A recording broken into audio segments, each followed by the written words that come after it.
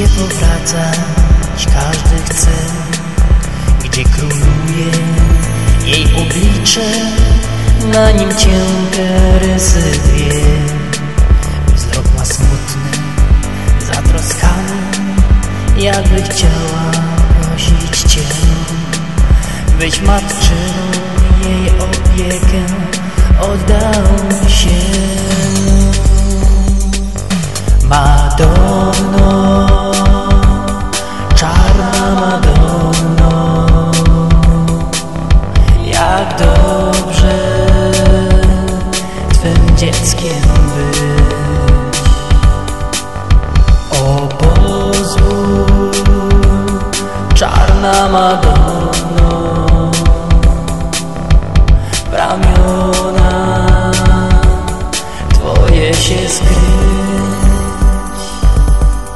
W jej ramionach znajdziesz spokój i uchronisz się od zła, bo dla wszystkich swoich dzieci ona serce czułe ma.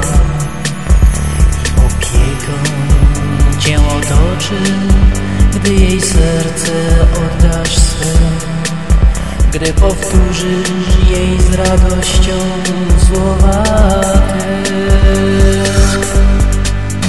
Madonno, czarna Madonno,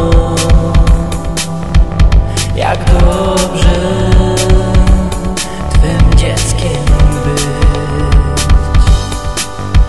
O pozwól, czarna Madonno, w ramiona Twoje się skryć.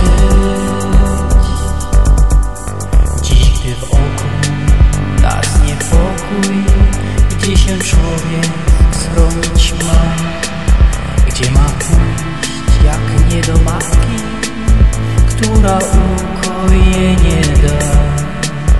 Więc błagamy, o Madonno, skieruj wzrok na dzieci swe i wysłuchaj, jak śpiewamy, prosząc Cię. Madonno, czarna Madonno, jak dobrze